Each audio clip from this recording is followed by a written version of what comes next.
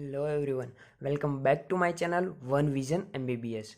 इस वीडियो में हम देखने वाले हैं इन्फ्लामेशन के बारे में। ठीक है, तो सबसे पहले हम देखेंगे इन्फ्लामेशन क्या है, मीन्स के उसकी डेफिनेशन के बारे में। ठीक है, तो देखिए, it is define as the local response of living mammalian tissue to injury from any agent. मतलब कि किसी भी एजेंट के थ्रू अगर हमारी बॉडी में इंजरी हुई, ओके, तो उसके अगेंस्ट जो हमारी बॉडी रिस्पॉन्स देती है ना, लोकल रिस्पॉन्स, उसे हम कहते हैं इन्फ्लामेशन। ठीक है, it is a body defence reaction in order to eliminate और limit the spread of injurious agent followed by removal of necrosed cell and tissue.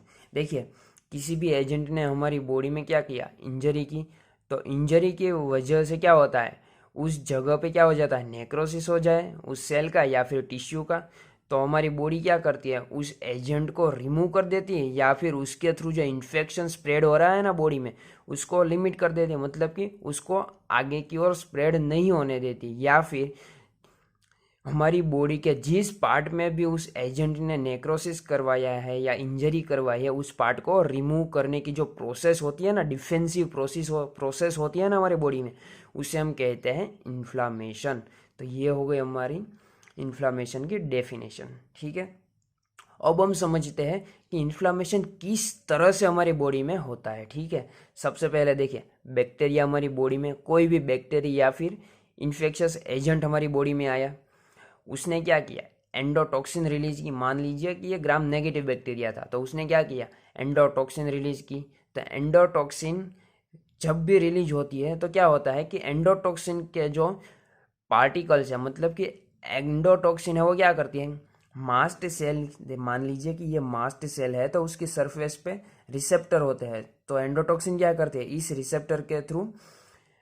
Receptor के साथ बाइंड होती है और मास्ट सेल को एक्टिवेट कर देती है। और मास्ट सेल फिर क्या करते हैं, हिस्टामाइन, ल्यूकोट्राइन या प्रोस्टाग्लैंडिन को रिलीज करवा देते हैं। देखिए, इस तरह के मीडिएटर को रिलीज करवा देती है। ठीक है, और दूसरा है कि जो एंडोटॉक्सिन है वो क्या करती है, हमारी बॉडी के जो सेल है उसको डैमेज कर देती है।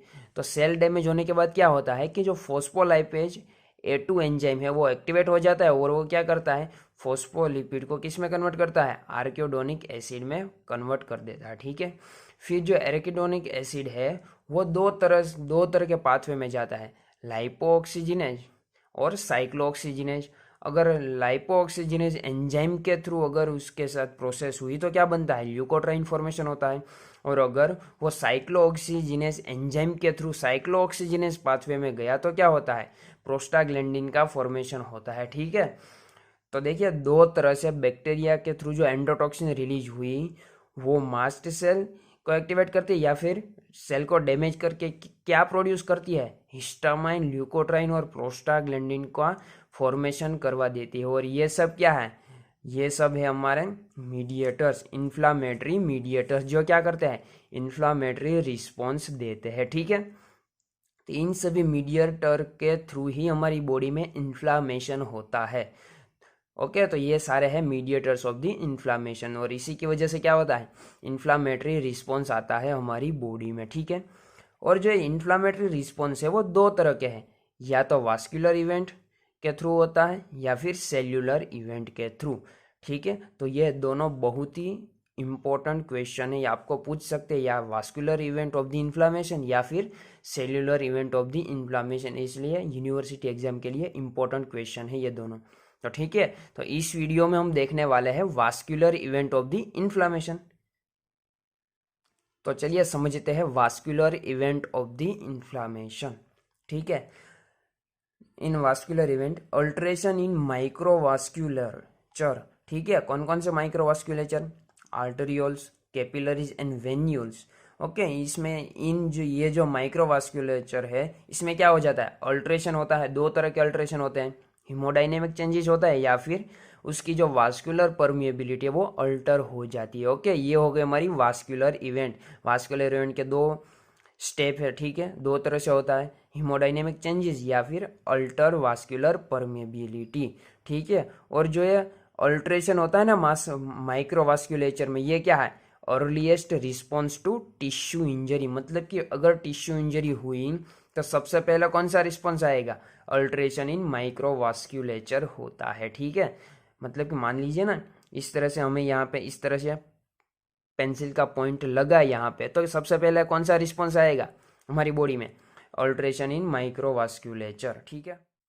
तो चलिए अब देखते हैं हम हीमोडाइनेमिक चेंजेस के बारे में, ठीक है। सबसे पहले तो देखिए, सबसे पहले सेल इंजरी हुई, तो सेल इंजरी होते ही तुरंत इमीडिएट रिस्पॉन्स क्या आता है, सबसे पहले जो हमारी ब्लड वेसल्स है उसमें क्या हो जाता है, ट्रांजिएंट वाजो कंस्ट्रिक्शन हो जाता है। ब्लड वेसल मीन्स यहाँ पे आपको आर्ट्रियोल लेना है, ठीक है, मेनली आर्ट्रियोल में होता है ये सब, ट्रांजिएंट वाजो कंस्ट्रिक्शन होता है। और एक ऐसा रिस्पॉन्स है इमीडिएट वास्कुलर रिस्पॉन्स, मतलब कि इंजरी हुई तुरंत ही क्या हो जाता है, वाजो कंस्ट्रिक्शन। और ये जो वाजो कंस्ट्रिक्शन है और ये 3 to 5 सेकंड के लिए होता है, ठीक है। इसलिए यहाँ पे लिखा है ना ट्रांजिएंट है, ओके। वाजो कंस्ट्रिक्शन कैसा होता है, ट्रांजिएंट। वाजो कंस्ट्रिक्शन के बाद क्या होता है, परसिस्टेंट प्रोग्रेसिव वाजोडाइलेशन, मतलब कि परसिस्टेंट मीन्स लंबे टाइम तक रहता है, प्रोग्रेसिव मतलब धीरे धीरे बढ़ता है, और वाज क्या बढ़ता है, वाजोडाइलेशन मतलब कि वाजोडाइलेशन धीरे धीरे बढ़ता है, ठीक है। ये कब होता है, with in an half an hour of injury, मतलब कि इंजरी के हाफ एन आवर में ये वाजोडाइलेशन स्टार्ट हो जाता है, ठीक है।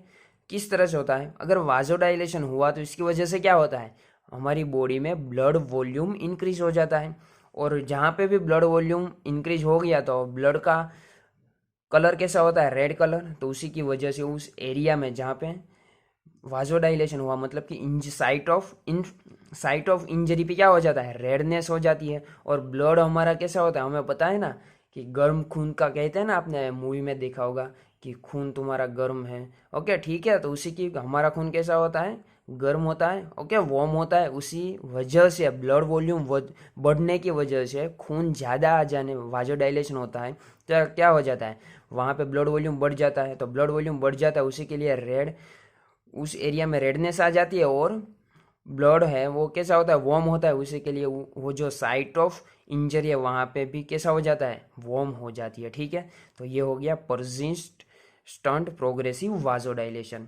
अब देखिए, ब्लड वेसल्स में मीन्स आर्टरियोल में क्या हो जाता है, ब्लड वॉल्यूम बढ़ जाता है। तो ब्लड वॉल्यूम बढ़ गया तो क्या हो गया, हाइड्रोस्टेटिक प्रेशर भी इंक्रीज हो गया ना।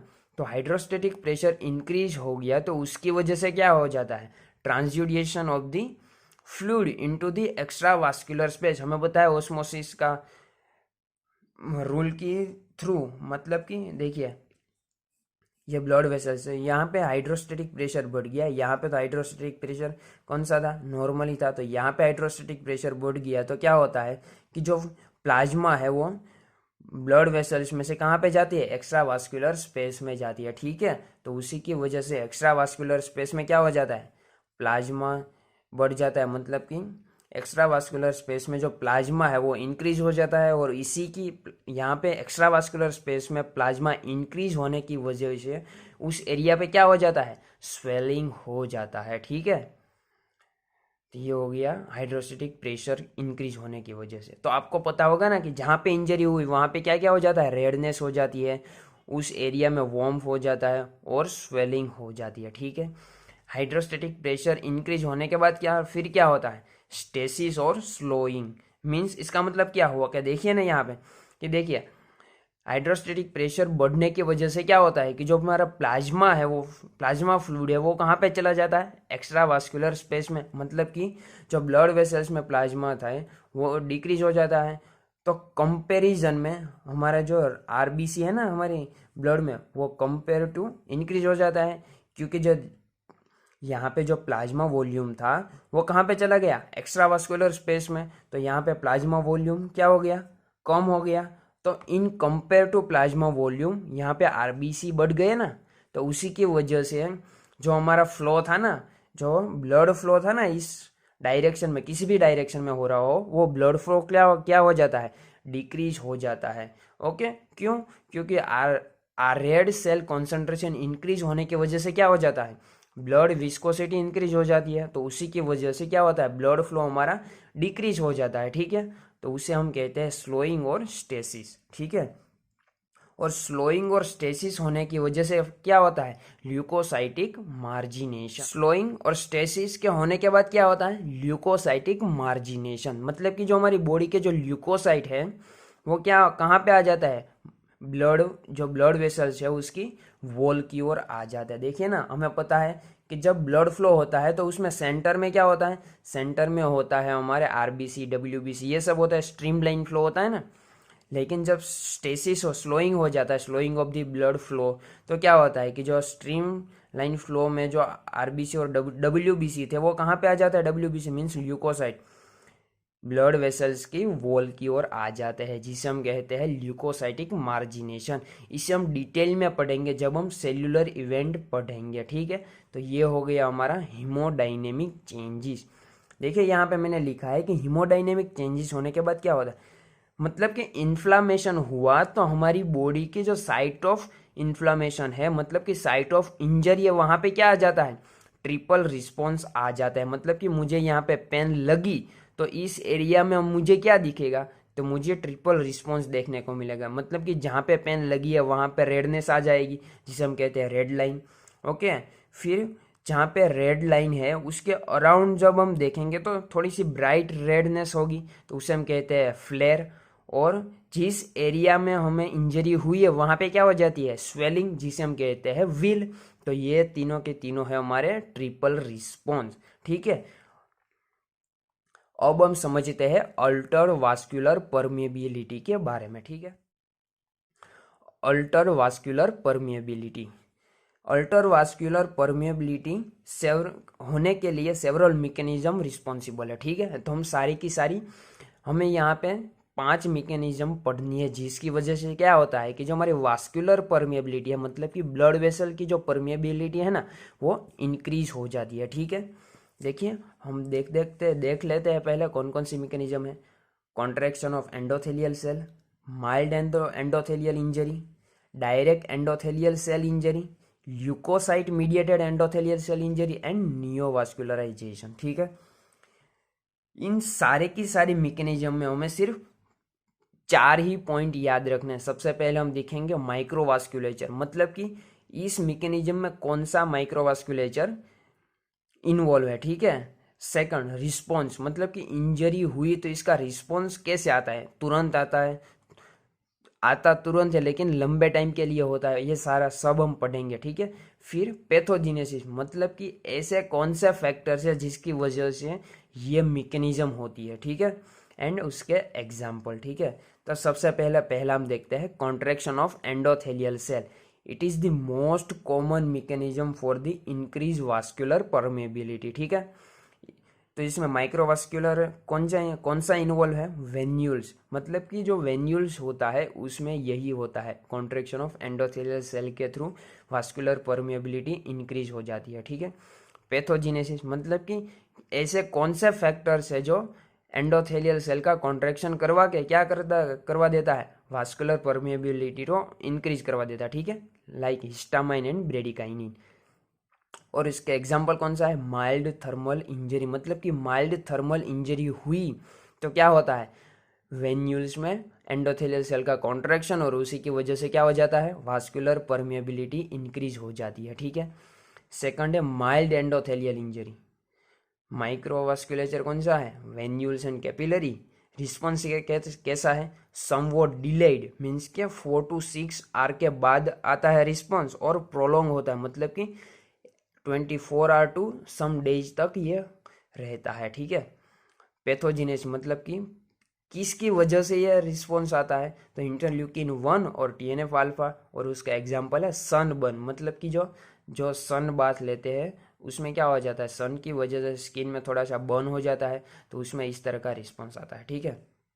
Third one is direct endothelial cell injury, microvascular, arterial, venules and capillary सभी होता है, ठीक है। रिस्पॉन्स कैसा होता है, इमीडिएट प्रोलॉन्ग्ड, जो R2 days तक होता है, रुकता है, and delayed prolong, immediate prolong और डिलेड प्रोलॉन्ग, ठीक है। पैथोजिनेसिस क्या है, सेल नेक्रोसिस हो जाती है या फिर सेल डिटैचमेंट भी हो जाता है, ठीक है। और एग्जाम्पल है उसका radiation injury and bacterial infection के थ्रू ये होती है, ठीक है। Fourth one is leukocyte mediated endothelial cell injury, microvasculature कौन सा है? वेन्यूल्स एंड, इसमें भी वेन्यूल्स एंड कैपिलरीज ही है, ठीक है। रिस्पॉन्स कैसा है? या तो फिर डिलेड हो सकता है या फिर प्रोलोंग हो सकता है, ठीक है। पैथोजिनेसिस है ल्यूकोसाइट एक्टिवेशन, मतलब कि ल्यूकोसाइट के एक्टिवेशन होने की वजह से एंडोथेलियल सेल की इंजरी हो गई। और एग्जाम्पल है पल्मोनरी वेन्यूल्स एंड कैपिलरीज, ठीक है। लास्ट वन इज दी नियोवास्कुलराइजेशन, ठीक है। तो इसमें कौन सा नियोवास्कुलराइजेशन का मतलब तो आपको पता ही होगा ना कि न्यू ब्लड वेसल्स का फॉर्मेशन, ठीक है।